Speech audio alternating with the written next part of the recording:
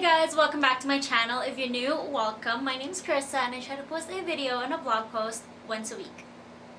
So today is actually the day after I have gotten back home from Punta Cana. Let me do a review slash kind of my opinion on the resort and Air Canada Vacations, which is where we booked our travel and itinerary and stuff like that. And yeah, I actually made a few notes here on my phone. I'll just quickly go through it. So Air Canada Vacations Barcelo Bavaro Palace is the name of the resort that we went to. It's a 5-star resort in Punta Cana, about 15-minute drive from the airport. And there we got picked up by the bus that would drop off in the Bavaro area. So anyways, from the airport, it was a little complicated because the majority obviously spoke Spanish and they actually do speak too little English, but the porter was able to help us, bring us to different counters, which then eventually led us to the right person, and they were able to contact whoever it was that would verify that we were actually supposed to be in that group or with that group and going to the resort. And then they found our names, my friend and I, and they escorted us to the bus. Everyone was so friendly, by the way. We were actually the first ones to get on the bus, so we had to wait for like 20 minutes max for the other people because others have checked in their luggages and we didn't have to go through that hassle because we only brought a carry-on. The bus ride, so it was extremely smooth, friendly staff like I said, and fast. I think estimated time of arrival was like 25 minutes, but we got there like in 15 to 20, and it didn't feel like long at all because just enjoyed the view, like, you know, in a tropical place. It's just, and then also to my surprise there was actually a IKEA there. And yeah, the resort, we were actually the first stop, so the check-in, this one took long. I'm not sure why, but not all the counters had workers in them, so I think 3 out of like 6 or 7 counters were open. It was pretty much smooth, the transaction, everything. We were checked in, done. The bellboy, he's pretty much kind of a tour guide of the place as well. He did stop at certain locations, said to come with him, showed like different areas along the way. Obviously the room was, honestly, I found it quite far from like everything, the beach, the vicinity, but we were close to a pond and the church. Perfect size of room. The smell of the room actually did remind me of my room back home in the Philippines, so that was kind of cool, but at the same time it like reminded me of it. I got kind of homesick, I don't know, for some reason. But yeah, the room was pretty clean. It was cool in there. It wasn't that humid. It was almost never humid. We had like a little balcony that would lead to the pond, but obviously off limits, I believe. And there was a tree and like 2 benches or whatever you call them. Okay, let me move on to the amenities. So many things to do, from the casino all the way to like escape rooms. However, obviously not everything would be free. I think it was $25 per person for the, mind you, this is all US dollars, the currency there. And what's it called? They have shopping centers, photography and stuff like that. You know, everything pretty much, from souvenirs to bathing suits to Mama Juana, which was this mixture of like rum, wine, and honey, and like some barks and stuff like that. Really good Dominican drink. They also had their own kind of travel agency within the resort, other than like Air Canada people that come in every day. But we ended up booking with the one at the resort. Yeah, so the excursion center, it's about $15 more what we did in particular, which was the buggy, dune buggy. It was a 4-hour kind of road trip, off-road, and you know,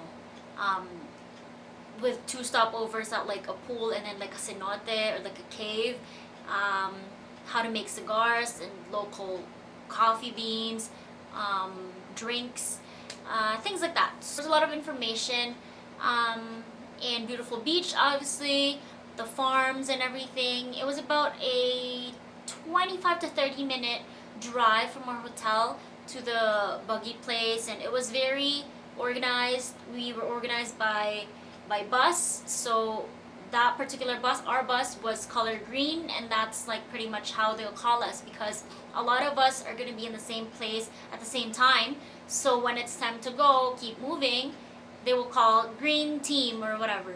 So the workers are extremely friendly, and they seem to be very hardworking as well. They don't act like you have to tip them all the time. Constantly cleaning. Food is kind of debatable. Obviously, like many or the usual buffets, it's not always gonna be as fresh or as warm anymore. You know what I mean? So some are good, well cooked. Some were quite cold, not well cooked. Some were hard, some right consistency.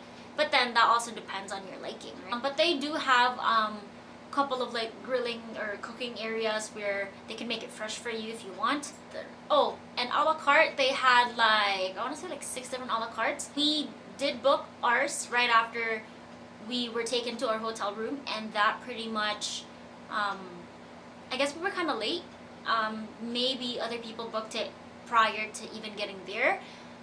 Because we were only able to get like the later ones. But for one, it was a Spanish one, we were able to get a 6 p.m. reservation, but it was like outside. And the rest, I think 11 and 10:30. So the other ones were pretty late. So mind you, we were only there for 4 days, but we got 3 a la cartes because, I don't know, the guy who was checking us out, he said I was bonita. And he's like, I'm gonna give you another one. So I'm like, gracias. The beach was quite dirty. I don't want to put the blame on the Barcelo Bavaro owners or beach or whatever, but it wasn't clean. I was expecting it to be clean, but there was seaweed all over. And actually on our second day or third even, it was actually, not that it was closed, but it was almost closed, that only like 2 groups of people were in there because it was really dirty and a lot of seaweed. But I mean, I don't think it's their fault, but we woke up really early, like the second or third day I think, and we saw that a lot of workers were actually working together to clean the whole beachfront with like trucks and like the little barricades or whatever you call those. Really trying to clean it for people, but there was just like too much, pretty much, and the water wasn't that. I think it's because of that, but the water wasn't like blue, crystal clear. It wasn't like that.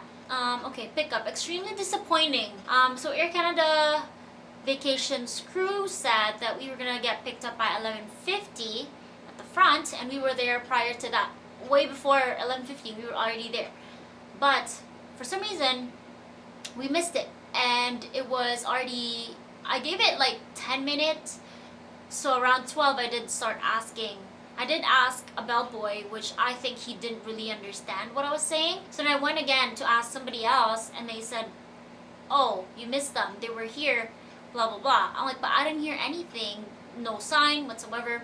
Then the person advised me and my friend to go to the guest services, and ask them to call Air Canada, or if anything, a taxi. So when we did go, the guy was really helpful. He did dial and stuff, but I had to talk to Air Canada, explain the situation, and apparently he said that he even waited for us like another 10-15 minutes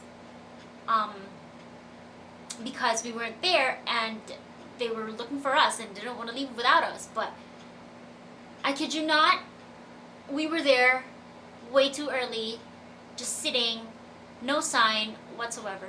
The guy at the guest service counter called us a taxi, and it did cost us $30 unfortunately. Smooth ride though. I took a nap, I fell asleep.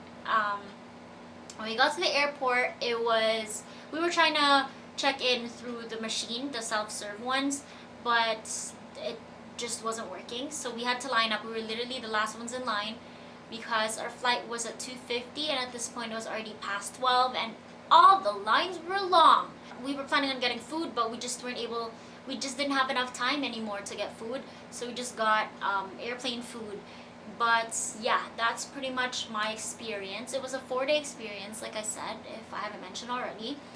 All in all, I want to give it a 4.5 out of 5 stars, including the hotel, the food, and Air Canada vacation. We were so rudely interrupted by my camera and it just stopped recording. So I just wanted to say it was still a good experience, regardless of what kind of issues or hassles we've had along the way. But it was still a fun time for me and my friend. We did enjoy the view, the experience, obviously the food with the view, the pool, and just kind of relaxing.